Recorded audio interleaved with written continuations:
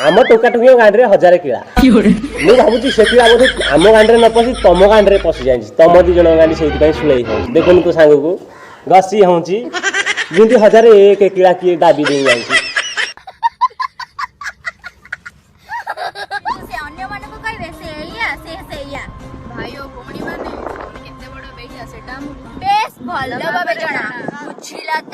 हाँ आम बुझी जाइए आम के बड़ बेहिया बोली रुह तुम विषय जानिक जीव ना